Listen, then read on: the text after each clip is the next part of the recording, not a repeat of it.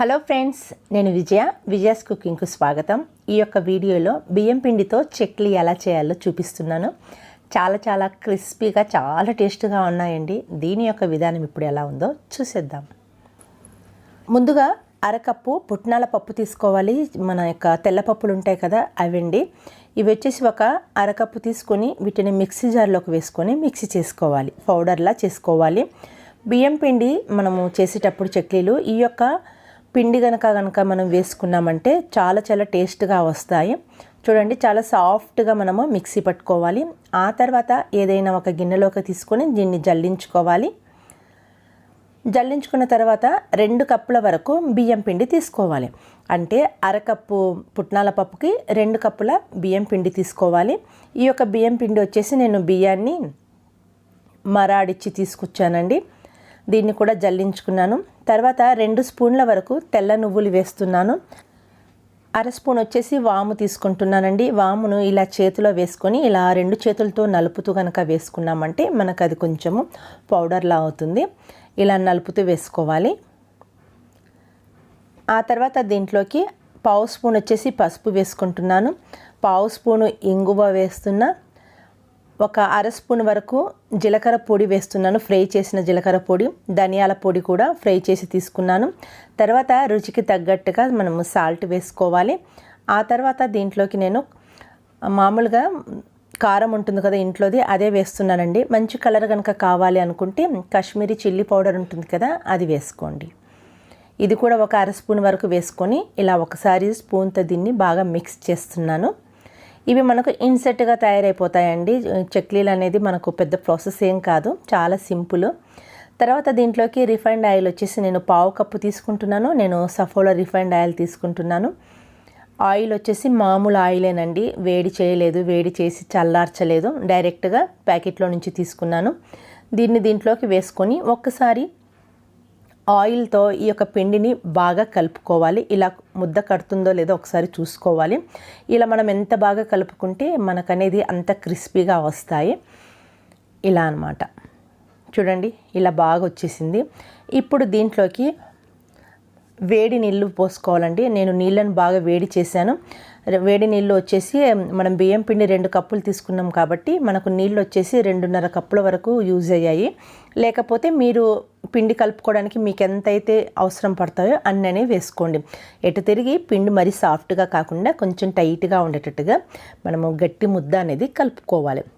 మనకు పిండి ఏంటంటే కొంచెం వేడిగా ఉంది కాబట్టి ఒక సైడ్ నుంచి నేను ఇలా కలుపుకుంటూ ఉన్నాను.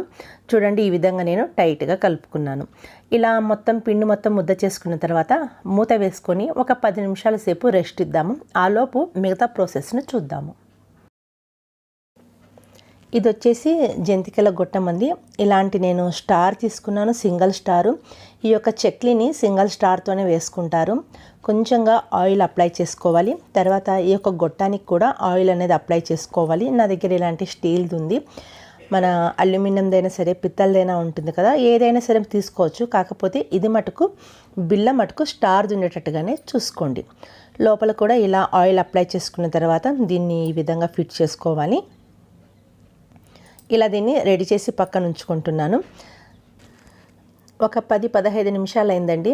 పిండిని మళ్ళీ ఒకసారి ఈ విధంగా తీసుకొని బాగా ముద్ద అనేది బాగా ఒకసారి పిండి మొత్తం కలుపుకోవాలి. మనం ఎందుకంటే బియ్యం పిండి కాబట్టి ఒకసారి పిండి మొత్తం కనుక కలుపుకున్నామంటే మనకు కొంచెం వేసుకునేటప్పుడు విరిగిపోకుండా ఉంటాయి. తర్వాత కొంచెం ముద్ద తీసుకొని ఇలా సిలిండర్ షేప్లో వేసుకోవాలి. ఇలా చూపించేటట్టుగా ఇలా పొడవులా చేసుకొని మన గొట్టంలోకి ఇది ఈజీగా వెళ్ళేటట్టుగా చూసుకోవాలి. ఆ తర్వాత మనము దీన్ని అనేది జంతికలను వేసుకోవాలి. అయితే జంతికలు వేసుకోవడానికి ఒక ఈజీ టిప్ ఏంటంటే, మన యొక్క వడగంట ఉంటుంది కదా, ఈ యొక్క వడగంట మీదనే డైరెక్ట్గా ఒక్కొక్క జంతికం అనేది వేసుకోవాలన్నమాట. ఒక్కొక్క చుట్ట అనేది చుట్టుకోవాలి. చూడండి, ఈ విధంగా మనకు కావలసినంత వెడల్పులో తీసుకోవాలి.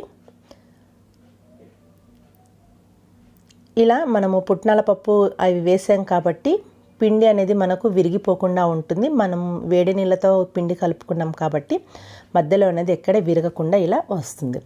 లాస్ట్లో మనము తీసివేసిన తర్వాత ఒక్కసారి దాన్ని కొంచెం ప్రెస్ చేసి సీల్ అనేది చేయండి, లేకపోతే నూనెలో వేసిన వెంటనే విడిపోతుంది. ఇప్పుడు చాలా తక్కువ మంటలో నేను నూనెను వేడి చేసుకున్నాను. మంట కూడా నేను స్లోలోనే పెట్టుకున్నానండి, మీడియం నుంచి లోకి మంటను పెట్టుకున్నాను. ఇలా ఒక్కొక్కటిగా ఈ యొక్క గరిటెలోనే వేసుకుంటూ ఒక్కొక్కటిగా నూనెలో వదులుతున్నాను అనమాట. ఇలా అయితే మనకు ఈజీగా ఉంటుంది.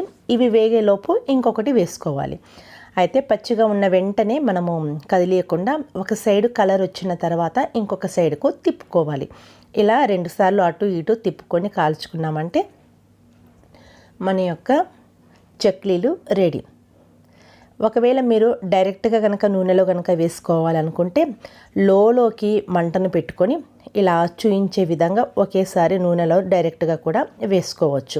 నూనెలో ఏంటంటే ఒకవేళ నూనె కనుక ఎక్కువగా ఉంటే పొర్లిపోతుంది. కాబట్టి నేను చెప్పే సజెషన్ ఏంటంటే నూనెలో ఇలా వేసుకోవడం కంటే గరిటెలో వేసుకొని ఆ తర్వాత కనుక నూనెలో కనుక వేసుకున్నారంటే మీకు ఈజీగా కూడా ఉంటుంది. ఒకేసారి 2-3 కూడా మీరు వేసుకోవచ్చు. అంతేనండి. నచ్చితే ట్రై చేయండి. ఇంకా సబ్స్క్రైబ్ చేసుకోకుండా చూస్తున్నట్లయితే దయచేసి ఛానల్ని సబ్స్క్రైబ్ చేసుకొని పక్కనున్న బెల్ ఐకాన్ని ప్రెస్ చేస్తే నేను ఎప్పుడు వీడియోస్ పెట్టినా మిస్ కాకుండా ముందుగానే మీరు చూడొచ్చు. వీడియో నచ్చితే లైక్ చేయండి, షేర్ చేయండి. Thank you friends.